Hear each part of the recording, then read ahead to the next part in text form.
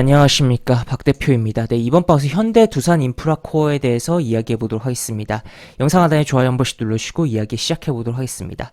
현대 두산 인프라코어 오늘 멋진 상승의 흐름을 보여준 그런 종목이다라고 볼 수 있겠는데, 최근에 결국 3분기 실적 시즌인 만큼 실적들을 계속적으로 발표하고 있죠. 기업들이 결국 그러한 부분, 실적에 대한 부분으로서 움직임이 나온 하루였습니다.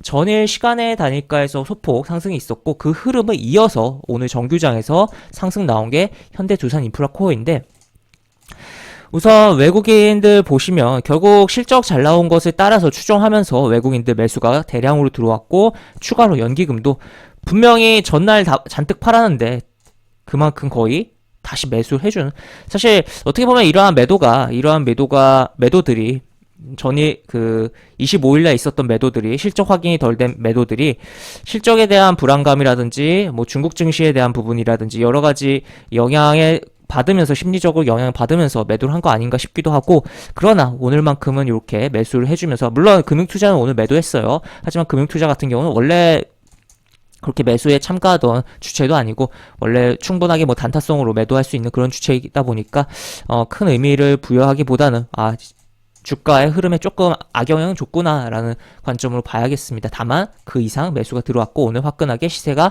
나왔다라고도 볼 수 있겠습니다.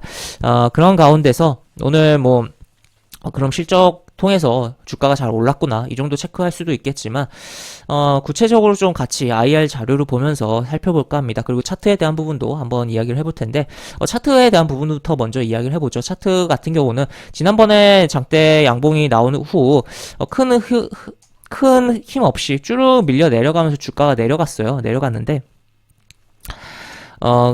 그 이후에 주가가 저점을 찍고선 다시 한번 움직임이 나오고 있고, 중간에 이런 식으로 반등 없이 쭉 밀리다가 한번 요 정도 내지 비슷한 크기라든지 최소한 절반 정도 크기의 뭔가 시세가 나온다면 그 캔들 요런 식으로 캔들이 나올 텐데, 양봉들이 지금 딱 그 상황이죠. 만약에 여기서 요 캔들이 나왔으면 좀 더 모양이 더 좋기도 했었을 것입니다.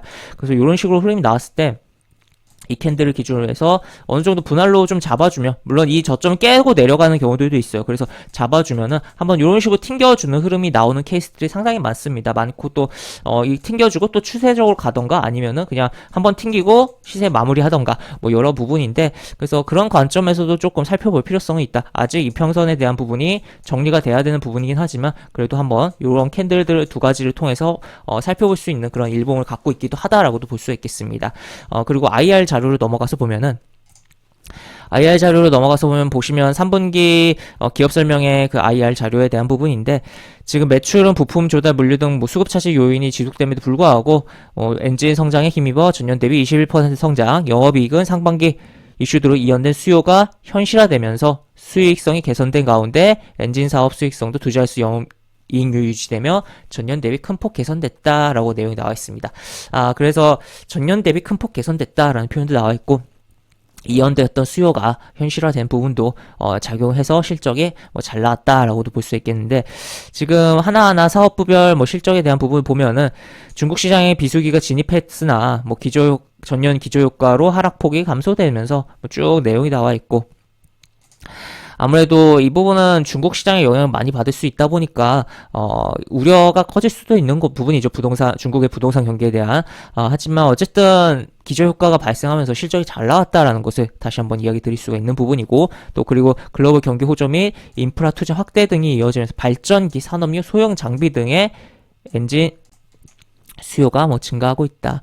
발전기, 아무래도 에너지에 대한 부분으로 생각을 해보면서 볼 수 있는 부분이기도 하죠.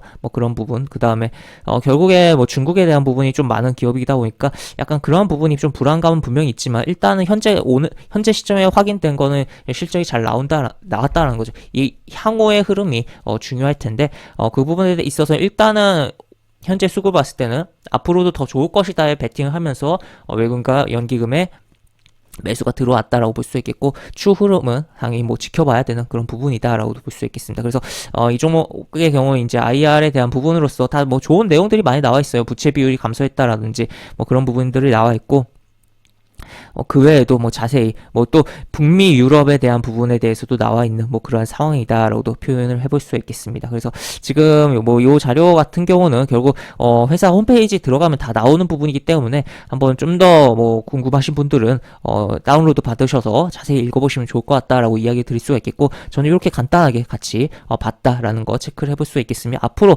현재 결국에는 이 실적이 기저효과에 의한 이연됐던 뭐 그런 수요에 대한 부분이 진행되면서 만들어진 거기 때문에 향후가 굉장히 더 중요하다라는 거. 그래서 결국 주식이라는 게 미래를 보면서 가는 거기 때문에 그런 미래에 대한 부분을 좀 생각을 하면서 봐야겠고, 다만 현재 시점에서는 수급적인 부분은 긍정적으로 판단하면서 들어왔다. 다만 이 수급이 돌변하면서 매도로 변하는지 또 공매도도 많이 발생하는지 여부도 우리는 체크를 해봐야 되는 뭐 그러한 대형주다라고 정리를 해볼 수가 중형주다라고 정리를 해볼 수가 있겠습니다. 네, 이렇게 볼 수 있겠고, 영상 하단에 보시면 설명과 댓글 부분에 동일한 링크가 들어갑니다.